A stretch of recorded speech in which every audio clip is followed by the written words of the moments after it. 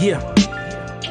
Have you ever had to talk your man out of a drill? Then he make a valid point, so y'all fight for the kill. We run tabs up in spots just to fight for the bill. You know how we play, but this ain't EA. The work fresher than some new ceviche. Drug dealers playing bones, sitting on the PJ. They clapping that. Yes, sir. Yes, sir. Yes, sir. It been out. You know what I'm saying? I just thought I'd remind y'all, man. I want to tell y'all I appreciate y'all for running them streaming numbers up. Lord Brunson, D'Angelo, Xavier got some on all streaming platforms. Y'all been showing massive, massive love. And I just got to come on here and tell y'all, thank y'all for real, before we get into the meat and potatoes. Let me go into the chat and say what up for the people. I know I'm a little late. I'm going to be on vacay. You know what I mean? Tomorrow. So I'm going to get some content out before then. You know, I might even do one from the spot. You never know, man. I'm feeling. But yeah, man, let me get a thumbs up if you can hear me loud and clear. You know what I'm saying? Let me get a nice thumbs up if you can hear me loud and clear. You know what I'm saying? Let's get the thumbs up. Thumbs up. D-Lo, what up? What up? What up? Shout out to y'all, man. Impromptu, man. I ain't give y'all no time. You know what I'm saying? I just came right in hot with it, man. I got to talk about it, man. I'm not about to like let everybody talk about it and not let me talk about it. You know what I'm saying? It's definitely wild out here in the streets. You know, my opinion on what's going on with the AJ Brown thing might be a little different from other people's. First of all, listen, I don't think AJ Brown is getting traded, nor do I think the Philadelphia Eagles should trade AJ Brown. That's not what this video was going. This video was about accepting accountability. That's what this video was about. This video was about, you know, calling a spade a spade. Now, AJ Brown is falling victim. You know what I'm saying? AJ Brown is falling victim and falling into some of these situations to where whatever he do is going to get criticized because the Philadelphia Eagles might be emotionally scarred. You know, the Eagles fan base, you know what I mean, from the days of T.O. You know, we ain't have a dominant number one wide receiver like this in a long time. And now we got two dominant number one wide receivers, both getting $25 million a year, but the personalities seem to be night and day. Devontae Smith seems to be a little more even keel, mild-mannered. You know what I'm saying? And A.J. Brown seems to be a little more energetic, robust.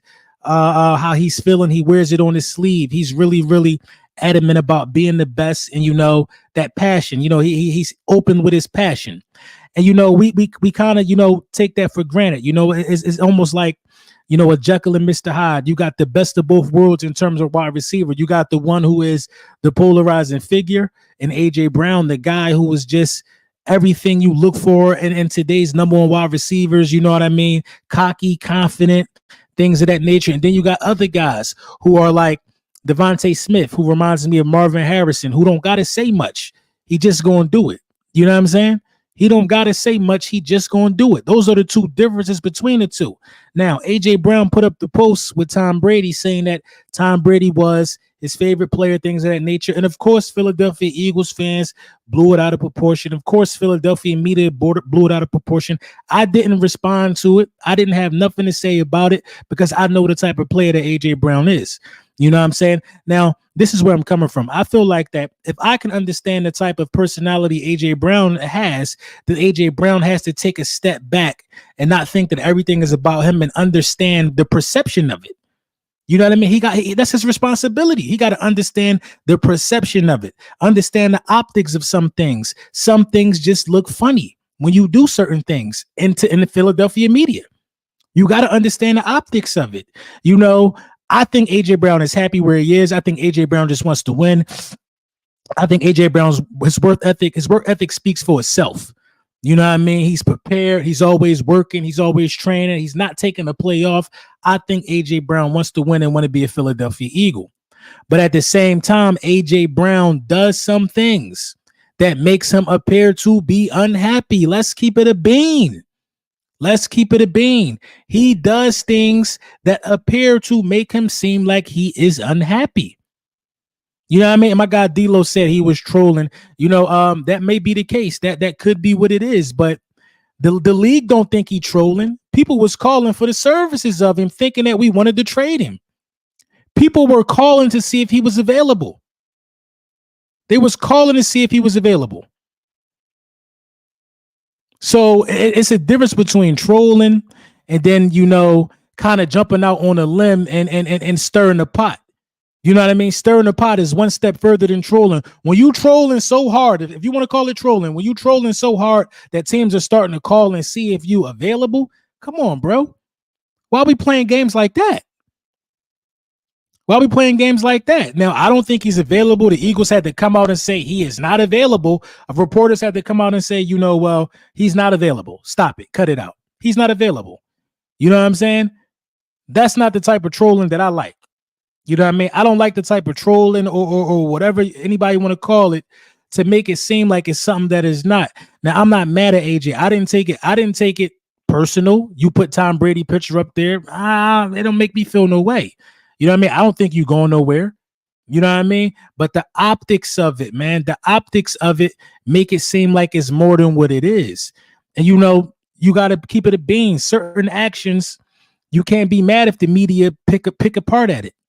You can't be mad at it. When you give the media something to pick at, they're going to pick at it. They're going to pick at it. He's giving them something to pick at. You know what I mean? I back him if you want to put the camera on him if a play go wrong. I'm not mad at no sideline flare-ups or whatever you call it, stuff like that. You know what I mean? I'm not mad at nothing like that. You know what I mean? But it's the off season, and you know what I mean? You shouldn't be making, your name shouldn't be a topic. Now, it's not 100% his fault. The media just waiting for him to do anything. You know what I mean? But he got to be mindful of the space that he is in with the media. The media view him as a sensitive person who are going to call up to the radio station. So they're going to pick on him. They're going to get a reaction out of him every time. And that's not the category that he want to fall in. My guy D'Lo said, I look at it like that because soon as Smitty got paid, he did that to troll the media because they already lying about him being upset about Smitty bag. Yeah, but this what you do, though. I don't know. I didn't follow his Twitter. Maybe he did this already. But as soon as Smitty get paid, congratulations to my dog. He got his bag. I'm pretty sure he already called him personally and did that. You know what I'm saying? Some things don't need to even be said in the open. I know he congratulated him, personally. So I don't think it was a troll job. I think what AJ was doing was just simply posting a picture of Tom Brady. He think Tom Brady the GOAT. He that's his favorite player. I think he was simply just paying respect to his favorite player. But again, he's in a space to where whatever he do, they gonna pick apart at it. And it's a sad space to be in. You know what I mean? It's a sad space to be in. You know what I mean? Because I don't think he deserves it. You know what I mean? I don't think he deserves to have the media on his back every now and all the times like that. But he got to be mindful of where he's at. That's all I'm saying. You got to be mindful of where he at. You know what I mean? The draft is coming real close. We talk about the Howie Roseman press conference and things of that nature. We talk about what Howie Roseman could be potentially looking for. What Howie said in the press conference was he looking at BPA, best player available. You know what I mean? Howie is looking for the best player available in the draft. So what do the Philadelphia Eagles have to do in this draft? They got to go out there and get guys that can contribute right away. You got to get guys that can contribute right away. So this is what I did with this mock, man. I think this is one of my top mocks. Let me pull it up real quick. This is by far one of my top mock drafts, man. I love this mock, man. I love everything about this one right here. You know what I'm saying? Let's explain it. Let's talk about it, man. The 22 pick, I didn't do no trade backs. You know what I mean? I just went and grabbed Kool-Aid. I know I've been real high on Cooper DeJean. Everybody knows I'm super high on Cooper DeJean, but I went out there and grabbed Kool-Aid, though. You know what I mean? I think that he'll end up being elite. I think that he doesn't shy away from the competition. He could guard bigger body guys. He could guard fast, shifty guys. He's an athlete.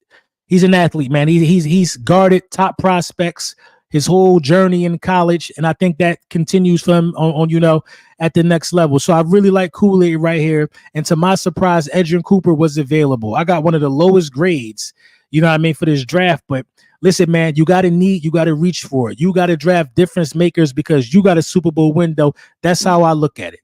Edgerrin Cooper. I think the steal of the draft will come at 53 for the Philadelphia Eagles. It has to come at 53.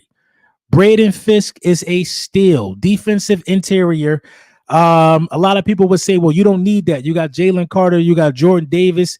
You got Milton Williams. Well, you lost Fletcher Cox. And we're a team that's known to keep the trenches deep. We're a team that's known to, stay stacked in the middle. You know what I'm saying? And Braden Fisk is athletic, a freak, and he fits the bill for the Philadelphia Eagles. I mean, you got to start thinking about what if Jordan Davis doesn't pan out? What if Jordan Davis just ends up being mediocre? You know what I mean? You see some flashes from him every now and then, but conditioning could be a concern. So what if Jordan Davis doesn't turn the corner we expect him to turn? I like this pick right here, Braden Fisk. I want Isaiah Davis, running back, South Dakota State, right here. I think you're going to need a running back to pair with Saquon Barkley. Not saying that Kenneth Gainwell isn't that guy. You know what I mean? But you need to be able to mix it up and get the best available guys out there on the field, because Saquon Barkley is going to have this offensive line and his run game looking really, really strong. You're going to need some guys that can take advantage of that when Saquon getting the breather. Dallin Hooker, man, I love this coach. Dallin Hooker, I'm sorry, I love this guy, man. Colorado State tight end, just a lunch pail type of guy, man. A lunch pail type of guy, a physical guy, addresses a need. I'm one of those guys that was saying the Philadelphia Eagles need a wide receiver 3 way more than, need a tight end 2 way more than they need a wide receiver 3. I'm one of the guys that been saying that all along. I would take a tight end early in this draft in different mocks. But, this lets you know how deep and how good the tight end, class is. I'm able to get a guy in the 5th round, that could make a statement. When Dallas Goedert is out of the lineup, the Philadelphia Eagles are just without a tight end. We haven't had a guy take over for Dallas Goedert and get that 100-yard game, get that 90-yard game, 2 touchdowns. We haven't had a guy that's shown that he could be a true security blanket in the absence of Dallas Goedert. So I really, really like it, man. Then I went tackle, Javon Foster, Missouri. I went guard, Michigan, Zach Zenner. And I went linebacker again, Curtis Jacobs, just for, depth purposes, man. But I think that this mock fills needs. I think that this mock gives guys, gives day one guys the opportunity to contribute on a stacked roster. Like Kool-Aid will get time. Edrin Cooper will get time. Braden Fisk will get time. The Philadelphia Eagles #1 pick always get time. So I'm looking at Kool-Aid to come in there and give, guys a breather every now and then, a Slay or a James Bradbury. I'm coming there, and I think Kool-Aid gets meaningful reps right away. Braden Fisk also. Edrin Cooper also. Meaningful reps right away. So this is how you get the most out of it. You just need guys that can come in and contribute. We're not asking Kool-Aid to be a star. We're asking Kool-Aid to perform when his number is called. We're not asking Edrin Cooper to be, we might be asking Edrin Cooper to be a star off the break. You know what I mean? But we asking Edrin Cooper to come out here, at pick 50 and take Nakobe Dean job for real. You know what I mean? That's his job is to take a job. We asking him to do that. Braden Fisk, we're asking him to be disruptive in the middle right away. We lost Fletcher Cox. So you want to win a Super Bowl, you got to get guys that can contribute right away on this stacked roster. And that's the only way I see it, man. And then, from other aspects of this, you look at you look at guys that's still available. People are talking about Patrick Surtain. You know what I mean? Will we give up the first pick and will we give up the 50th pick for Patrick Surtain? That's a guy we got to pay. You know what I'm saying? Justin Simmons is still out there. The Patrick Surtain thing is interesting to me because that's what teams do that want to win now.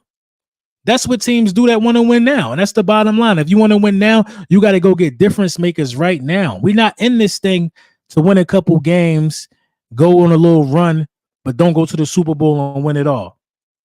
The roster loaded, man. The Philadelphia Eagles have to win a Super Bowl within the next 2 years. They got to win a Super Bowl within the next 2 years. It would just be inexcusable. You know what I mean? I'm not even going to say win one because we know it's hard to do that. You got to be in the Super Bowl within the next 2 years, man. The talent is just too astronomical, man. You have an opportunity right here. Opportunity right in front of you. Right in front of you, opportunity, man. You know what I'm saying? I'm going to be out here, I'm going to be doing a lot of mocks this weekend. Enjoying vacation, man. I always take one right around my birthday for the most part, and then we reset, get ready for the draft and things of that nature. But I'm still gonna be talking to y'all, still gonna be pumping out content. Y'all already know what it is, man. I need y'all to do me a favor though, man. If you never do anything, go to all streaming platforms and stream Got Some right now. Lil Brunson featuring D'Angelo Xavier. The streaming numbers are jumping out the gym like Vince Carter, man. You know what I'm saying? There's only one type of feedback when me and him collab. There's no negative feedback. You know what I'm saying? It's only one type of feedback. You know what I mean? If you haven't heard the song, play it twice. Play it before you go to sleep. put your headphones on and put yourself in my shoes for a second. Put yourself in D-Lo's shoes for a second. Tap in with the music, man. You already know the vibes, man. But it's late. I don't want to hold y'all. I gotta finish packing.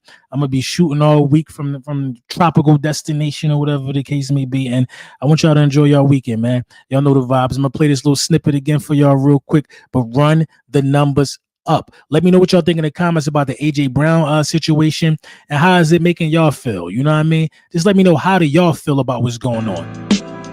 Yeah.